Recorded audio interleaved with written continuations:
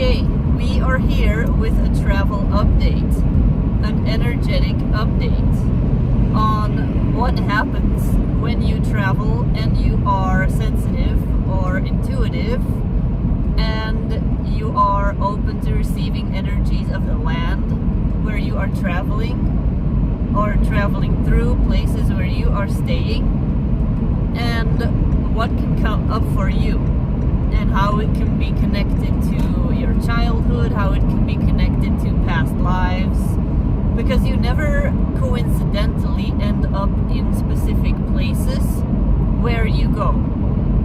It's all connected to this multidimensional web that is your higher self, other incarnations that you've had, akashic information that gets released from the earth, other frequencies, positive ones, negative ones that you may be perceiving that are underground, that are in the area, that are in the sky, that you may be perceiving as you are traveling, and how that can influence your own energy, how that can influence your mood, and how that can trigger specific soul memories. And we have been traveling for the past couple of days. We've been driving, and we have been experiencing this, and we talk about these things because I'm feeling some energy, I'm feeling an experience, I'm perceiving some visual layers in the landscape, and then I'm talking to Ryan and he says I'm perceiving this very same thing or similar things. So that's what we today kind of want to talk to you about. We're on a road trip.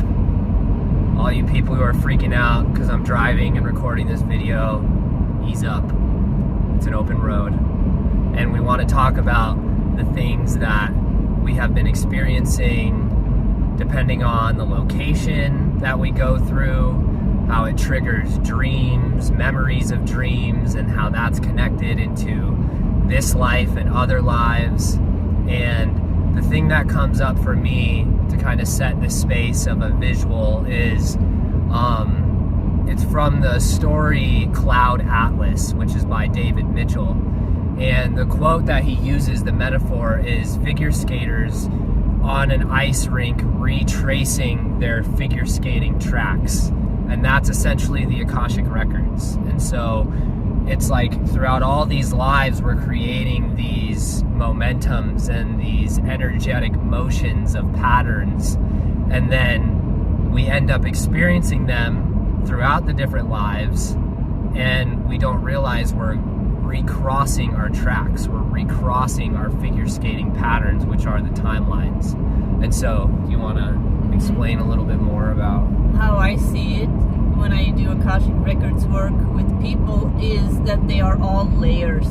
It's all layered, and when you look at time, I'll give a little background of how I see time. You can visualize a meadow full of flowers, and all these flowers are all growing at the same time. They are all existing at the same time, and you walk around and you're smelling these flowers, but you can only smell them one at a time. So you can only experience them one at a time, unless you take a step back and you can smell the smell of all these flowers combined, which is basically what you are doing when you're tuning into multiple timelines at once, which is what happens when you start to awaken, when naturally you are embodying more of your higher self and your DNA activates and you are able to perceive multiple timelines at the same time because you are transcending the third dimension, which means you are able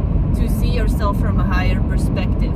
If this is a road and this is the past, this is the present, this is the future, and you are here, you can only look over there and see the past, and you can look over there and see the future. But if you go up, actually go up to your higher versions, you can see all these points of view at the same time. And another way that you could look at it is a radio.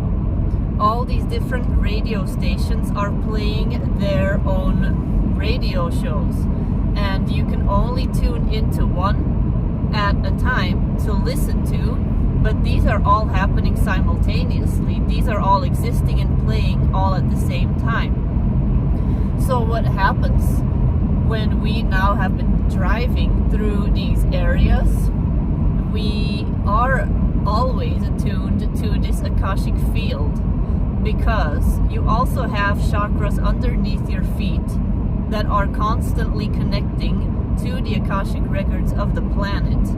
And what does that mean? If you have a specific signature of an experience that is a match to a specific signature of an experience in a specific location of the planet, and those two match up, then it's gonna form some kind of recognition. And if you are open to receiving how the earth wants to show you those multiple timelines and what that manifests like, you are able to start perceiving visuals perhaps, or just deep inner knowing or sensing. And for most people, that's how it's going to manifest, a sense of, I have been here before, this feels familiar. Traveling to a specific country and saying, this feels like home. You've all been probably to one or two places where you feel like, this is where I actually want to live. I could live here, because you probably have in the past.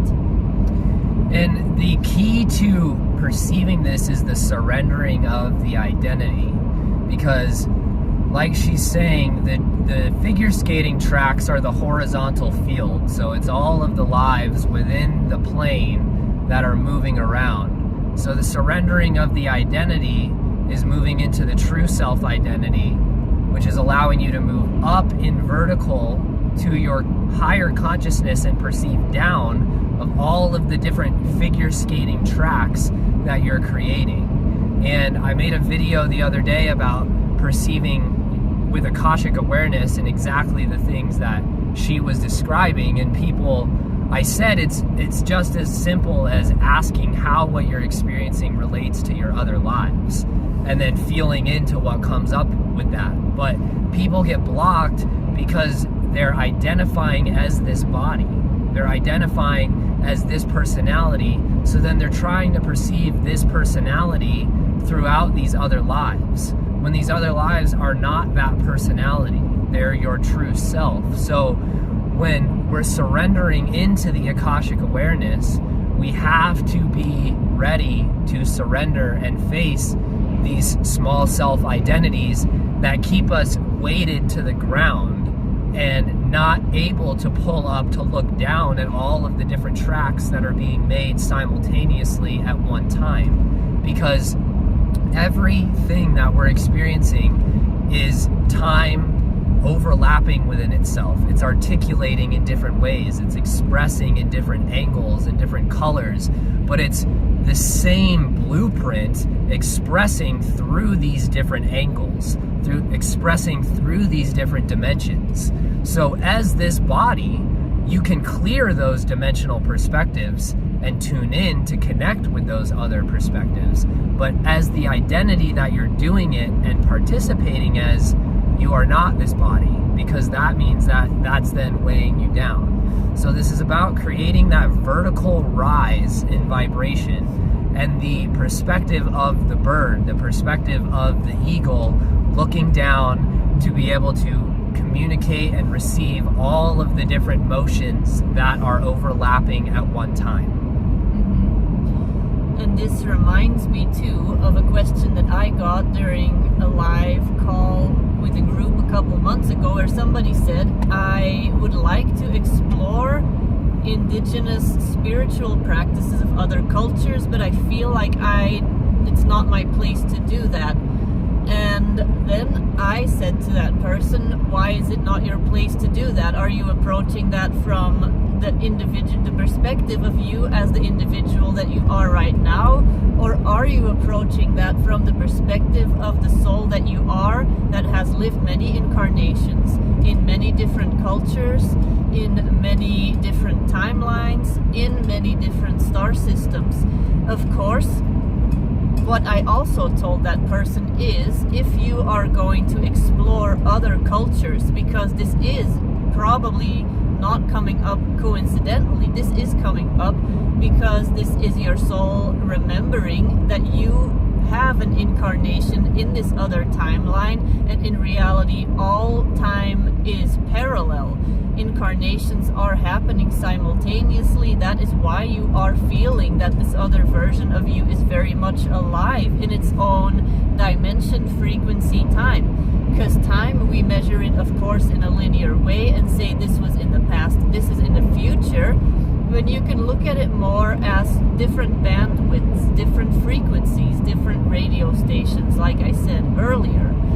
And if you go and investigate that, I want to say try to not dive into surface level new age practices where you pick and choose, where you're like, let me just throw some sage around and now I know what it is like to be a Native American. Dive into ancient wisdom. There was a cow, I was distracted. Okay, dive into sources, resources from these tribes. Go and find groups where you can get actual information that was recorded by these tribes, or go and study scriptures from specific mystery schools. If, for instance, you are interested in Buddhism, take the time to actually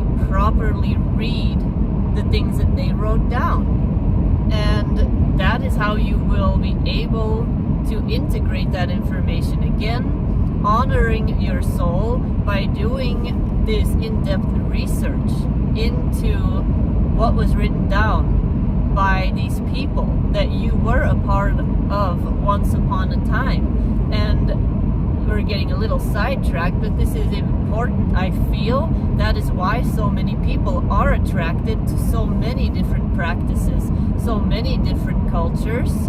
But we live, of course, in a world where time exists. We are perceiving linear time, and often we are experiencing that we don't have enough of it.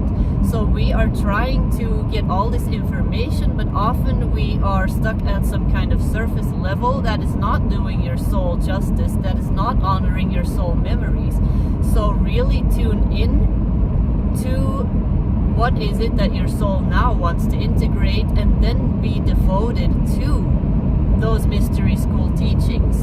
And that is how you're going to integrate them again properly. Okay, back to you. And we, in that situation, we always take the perspective of like grade school and how we were experiencing information in school, and we try and apply that now to whereas like we try and hoard information and then compile it into some way for us to feel like we're being approved of in knowing that information. But when you're stepping into these wisdom teachings and these different consciousnesses and these groups, the goal is always the same thing. It's always to find God within the wisdom teachings. And it's not about necessarily the information itself, but it's about finding where you align with that vibration and finding how that activates memory within you. And activating the memory is your source self, because you hold the wisdom, you hold the knowing. And if you're going into it, again, trying to load all of this information into the small self, into the personality, then we're doing it from a 3-dimensional level still. And we're attempting to move into the 5th dimensional embodiment of it, which would be the true self, the entire oversoul that incarnates as all of the lives simultaneously. And I've been picking up this pulse the last few days that people are really angry that they have to go in and face these things. And like there's a lot of people who are really resistant to actually putting in, like, getting their hands dirty in the mud that exists from these other lives. And there's a lot of people who want to just turn this life into some beautiful life with love and rainbows and wish for the best, and that's beautiful. And we always have to hold this ideal reality where we know we can get to unity and connection and love and support.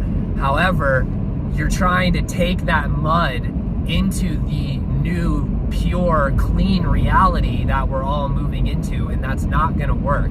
And this feeling of resistance towards like, oh, well, I wish I just could, alchemize this without actually having to feel the depth of this fear, without having to feel the depth of this displacement that I've created for my soul throughout these different experiences and these different lives. And so I bring that up now because now I think we can go into specific experiences we've had on this road trip around us continuing to face these things individually within us and corresponding the locations and the things we're experiencing with our own lives throughout time. I quickly wanted to add that that is also a byproduct of the society that we live in. We want to see the results, and we are constantly encouraged by external sources to get the results in the quickest way possible. Especially in Western civilization, we see, oh, what is the quickest way to get the most optimal result? And we're trying to apply that to our spiritual journey. And I sometimes jokingly call it fast food spirituality. But that is not going to serve your soul. Like I said, that is not going to, you are basically avoiding your mystery school initiations, your modern mystery school initiations. That's what my whole mentorship program is built on, initiating you in your modern mystery school initiations. And that's going to look different for everyone, but that means you can't just skip over it, you have to go through it, because like the golden dragons, the seraphim always say, the fire that you are going to be feeling in these initiations is going to burn away the illusion and illuminate the truth of your being. And you are not going to be putting all these labels on you, these identities. You're going to be peeling them away to purify yourself and get to know the true self with a capital S, the higher self that you are. And I was going somewhere with this. There's two facets within this experience too of this mystery school. It's like we have information and knowledge, but then we have the embodiment. And the embodiment has to be the first and foremost priority. And the embodiment is the surrender into God, the surrender into the presence of love and the presence of safety in every moment. And that mud is what stops us from being present. So we want to project into knowing all this information, into applying all of this wisdom, but we want to do it from the state of presence that we're currently in, which isn't possible. So we have these two aspects of having to learn to be present once again, completely present with everything you're experiencing. That means no matter what is coming up, how heavy it is, you have to be with it. You cannot try to escape your experience any longer. And from there, being in presence, that's where the complexity and the web of information is able to unfold and to show itself, because you've anchored yourself into very simple practices. You're meditating, you're singing, you're doing mantras, you're doing journaling. All of these things, I bring those up all the time because those are my main tools that I still use, that have allowed me to just be in a space of presence. The goal with journaling is not to know information all the time. It's to get the energy out of my mind so I can be present with what I'm feeling. And so we cannot just move back into this place of this Luciferic consciousness that is knowledge over everything, because it's wisdom that we're seeking, and the wisdom can only be fully activated from a state of complete and total presence. Yeah, and we've had many conversations during this long 4-day drive about this, about what it is like to fully choose this journey right now, this lifetime specifically, where so many of us, of you, are ready, but you have to be willing to face the fears. And these fears are often not even fears that you, your persona, your version of you that you know, like in my case, this is Deborah, but I am also so many other channels that are being brought through the radio, that the radio is playing simultaneously. And often I may be feeling a certain fear that is not even mine. That is mine on the bigger scale, but it's not mine as this person. And it is by seeing that you can put things in perspective you can shift through this fear, and actually that is what the dragon is all about, facing the biggest fear and turning it into your strength, turning that into your gift, into your soul medicine, the medicine that you are here to share with others and with the planet. And the Akashic records play a big role in finding those gifts, unearthing those gifts through the fears, through breaking through the fears and then seeing the gold behind it. And facing the fear doesn't mean that you're going to experience the scenario that fear tells you you're going to experience. It means you're reckoning with that energy that you've held in your body, and it's the musk of separation. It's the scent of separation itself. So when you're in the state of fear, moving through fear, everywhere you look, you're seeing more fear. You're seeing more potential of the way things could go wrong and the way things could end up with you being separate from God. But facing fear, the first level of that is realizing that it's the illusion, and that no matter what is happening to you as this body, that you are going to be okay. And that's the surrendering into the higher identity, the willingness to release the baggage of the personality and say, you know what? If I was taken off of this planet tomorrow, I'd be okay. And I choose that because I know that that's the truth. And by knowing that internally, you are then brought with the confirmation and the affirmation of that wisdom. And so facing this fear, the resistance to it, that's the fear itself. It doesn't want you to feel it. It doesn't want you to move through it in order to then be able to actually see the truth, which is that you have to believe it in the first place in order for it to even feel true. So what are some examples? What does this look like when you are just existing, you're living, you're going about your day-to-day life, and you are noticing that certain situations are triggering a reaction inside of you? And when you are not really conscious of all these different layers, often you are just going to think this is all you, and you're not even going to try to find this thread and find the beginning of where is this coming from. But because we've been doing this for years now, and we feel these things, I'm not going to identify with I am angry, I am scared. I'm going to be like, I'm experiencing this feeling of fear. This is unusual because I have no reason to be afraid. Where is this coming from? And I can share the example of that. So we were just in Reno, and we were passing through, and we immediately felt an energy of just a icky, weird energy, like a dirty energy almost. And then we're like, is this my judgment of this place? Is this me as a persona judging this situation, this city? And then we start to dig deeper, and we feel, no, we are tuning into the layers of what is happening in this place on a multidimensional level. And it felt very much for me like there was an entire mask, a fake layer plastered over the city to make it look a certain way, and there was a whole bunch of other stuff going on that we were tuning into that was affecting our dream space, that was affecting how our emotional space. So Yeah, and those who are familiar with Reno, I mean, even if you haven't been there, you might know that it's like another kind of version of Vegas. And so if you've been to Vegas in an awakened state, you might have felt some of this as well. And something that happened with me in Vegas a couple years ago was so much pain in my sacral chakra, in my back area, around my spine.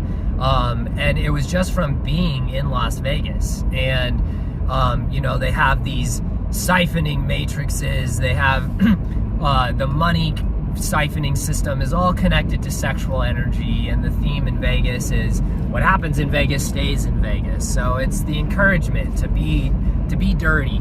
And that was what I felt in Reno this time, but it was at a lower vibrational scale. It was almost like a lower astral version of Las Vegas. And I started feeling the pain in my sacral chakra and just started tuning into the buildings and the architecture and the land around it and the neighborhoods. And as soon as we got into the city, it just felt like it was reminding me of New York City during COVID, when there were people just all over the streets and tents, and people were shooting up in the streets, and it was just like it was like everything was separate. There was no sense of unity. Everything was like an individual block of gray.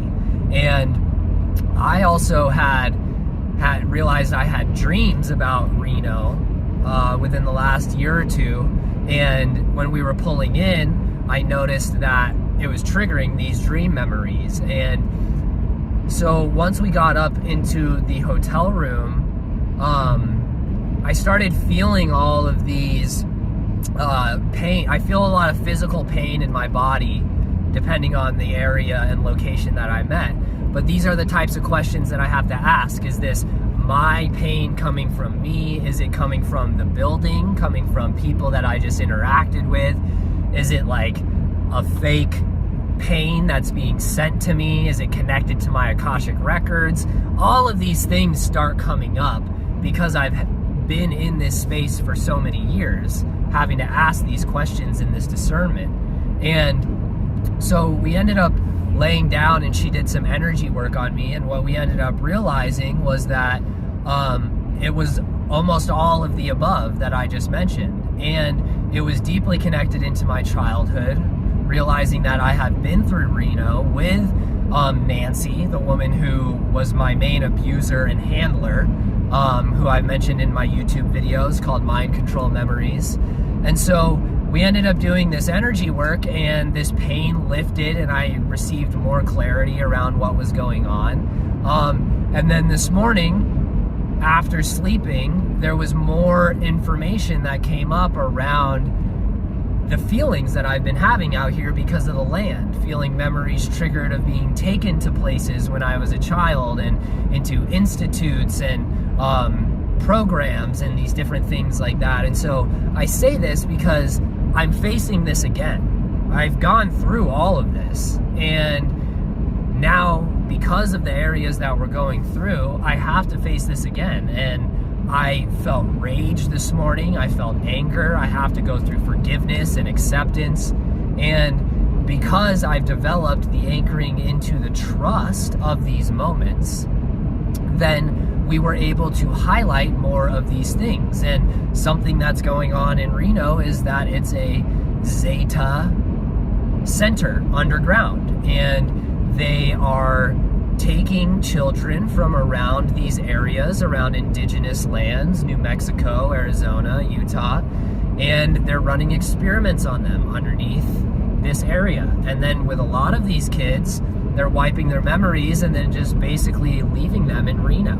There's a bunch of homeless people who I saw that had experienced this, people who were working behind the counters at the casino. And so it's like, I wouldn't have been able to really see all of that if I wasn't willing to face the personal stuff that was coming up for me and allow it to move through and to feel it. And then I saw how they are also trying to bring this state of confusion to everyone that is staying in these hotels.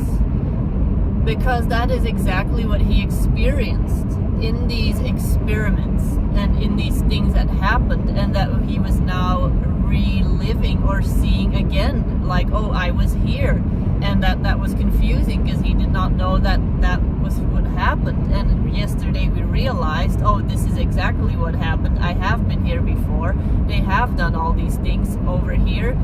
And so what happened to me is I had a dream that seemed extremely vivid, extremely real, where they were deliberately trying to confuse me by playing with timelines and the way that I've experienced the grays is that they are very good at planting specific feelings, telepathically, emotions.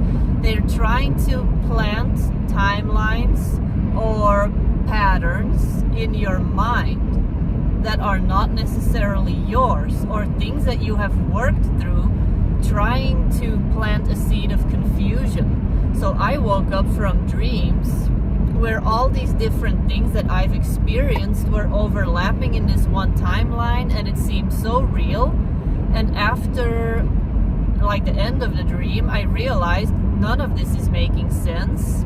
And I was so in this dream, it felt so real, because they were creating the simulation in my dream space where I was confronted with all of these weaknesses, the things that they know, or that just energetically that you know about yourself. These are my weaknesses, these are things that someone could hurt me with, and they were just bringing them all together, and none of it was making sense together in this one experience. So I was able to wake myself up, and I started immediately seeing how they were doing this to everyone in this area, to just create this sense of feeling lost, feeling like you're lost and you don't know where your anchor is, you don't really know where you are. And that's exactly the energy that they are creating in these children, that they are creating in this area by doing what they do.